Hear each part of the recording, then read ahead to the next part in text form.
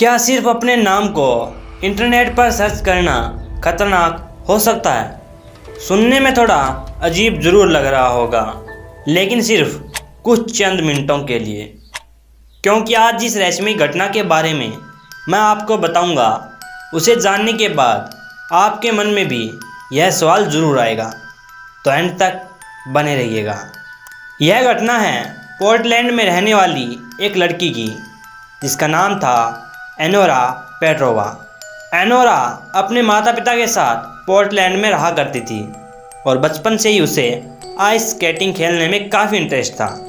Anura में ice skating के लिए इतना दीवानापन था कि मात्र 13 साल की उम्र में उसने कई चैंपियनशिप्स और कंपटीशन को जीत लिया था।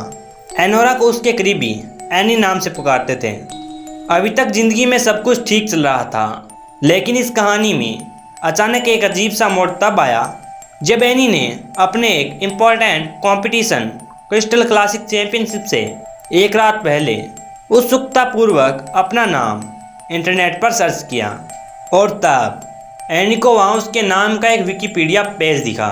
जब एनी ने इस पेज को ओपन किया तो देखा उसकी लाइफ से जुड़ी काफ़ी सारी इन्फॉर्मेशन दी गई थी, जो कि बिल्कुल ठीक भी थी।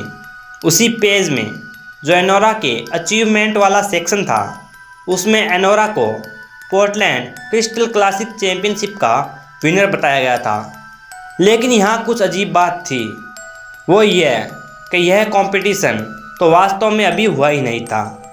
और एनोरा को लगा कि शायद उसके पिता ने उसका उत्साह बढ़ाने के लिए इस विकिपीडिया पेज को बनाया होगा और अगले दिन होने वाली क्रिस्टल क्लासिक चैंपियनशिप से पहले ही उसको विनर घोषित करके उसके पिता शायद उसका मनोबल बढ़ाना चाह रहे होंगे। और अगले दिन जब चैंपियनशिप हुई तो एनोरा वास्तव में जीत ही गई। लेकिन जब उसने विकिपीडिया पेज के बारे में अपने पिता से पूछा तो उनके पिता ने बताया कि उन्होंने आज तक ऐसा कोई पेज बनाया ही नहीं। और तभी से वह अपने हर कंपटीशन से पहले उस विकिपीडिया पेज को विजिट करने लगी। उस पेज पर आने वाले कंपटीशन के बारे में जो कुछ भी लिखा होता था, वह सब कुछ सही साबित हो जाता। कई कंपटीशन को जीतने के बाद एनोरा के मन में एक खुराफात ने जन्म लिया। एनोरा ने उस विकिपीडिया पेज पर आने वाले कई कंपटीशन और आने वाले ओलंपिक्स से जुड़ी डिटेल्स को एडिट करने की कोशिश की, लेकिन एनोरा ऐसा कर न सकी। और शायद उस पेज को एडिट करने की कोशिश ही उसकी सबसे बड़ी गलती थी। और इसके बाद एनोरा के साथ एक के बाद एक बुरी घटनाओं का सिलसिला शुरू हो गया। कुछ ही देर बाद वह पेज फिर से अपडेट हुआ और अब उसमें दी गई जानकारियों का कुछ पार्ट बदल गया था। अब उस पेज पर लिखा था, एनोरा पेट्रोवा एक सेल्फिश लड़की है और अब उसे वही मिलेगा जो वह डिजर्व करती है। इसके अलावा इस पेज पर लिखा था कि एनोरा एक अनाथ लड़की है जिसके माता पिता एक कार एक्सीडेंट में मारे गए थे। यह पढ़कर एनोरा बेहद घबरा गई और तुरंत अपने माता पिता को कॉल करने लगी। लेकिन कई कोशिशों के बावजूद एनोरा का कॉल नहीं लगा और अगले ही दिन एनोरा को खबर मिली कि उसके माता पिता का एक्सीडेंट हो गया है, जिसमें उन दोनों की जान चली गई। इस खबर से एनोरा बहुत हर्ट हुई और इसके बाद उसने इस पेज को इंटरनेट से हटवाने की भी कई कोशिशें की, लेकिन वह ऐसा करने में कामयाब न हो सकी।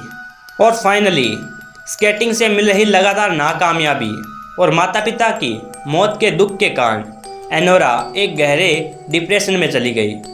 कई दिनों तक एनोरा का इलाज अलग अलग शहरों में चलता रहा और धीरे धीरे वह पहले से कुछ बेहतर स्थिति में आ गई। एनोरा एक बार फिर से स्केटिंग की प्रैक्टिस करने लगी थी। लेकिन फिर एक रात एनोरा ने एक आखिरी बार उस विकिपीडिया पेज को पढ़ने का फैसला किया। और एनोरा ने जब इसे पढ़ा तो पेज पर लिखा था कि एनोरा पेट्रोवा एक अमेरिकन जूनियर स्केटिंग विनर थी और इस अनाथ की मृत्यु उसके लालच और अकेलेपन के कारण हुई। इसके कुछ दिनों बाद पुलिस को एनोरा की लाश उसके अपार्टमेंट में मिली। अपने कंप्यूटर के टेबल पर पड़ी एनोरा कई दिनों पहले ही मर चुकी थी। इस पूरे केस के मामले में पुलिस ने बताया कि एनोरा ने उसके माता पिता के एक्सीडेंट वाली रात उन्हें कोई कॉल किया ही नहीं था और न ही उसने किसी विकिपीडिया पेज के बारे में इंटरनेट पर कहीं कंप्लेन की थी। पुलिस को एनोरा के कंप्यूटर में एनोरा द्वारा लिखा एक लेटर भी मिला जो उसने उसके कॉम्पिटिटर और उसके दोस्त को लिखा था, जिसमें उसने उसके साथ घटी सारी घटनाओं का वर्णन किया था। लेकिन इस लेटर को एनोरा ने कभी अपने दोस्त को डिलीवर ही नहीं किया। तो आखिर ये सब क्या था? क्या ये सब एनोरा की मनगढ़ंत इमेजिनेशन थी? क्या एनोरा किसी मेंटल डिसऑर्डर से ग्रसित थी, या वाकई उसके साथ कुछ अविश्वसनीय घटनाएं हो रही थी? लेकिन जो कुछ भी था वाकई बहुत रहस्यमय और विचित्र था। एनोरा आज भी एक ऐसी रहस्य है जिसे सॉल्व नहीं किया जा सकता। आपकी इस पर क्या राय है? कमेंट में ज़रूर शेयर कीजिएगा।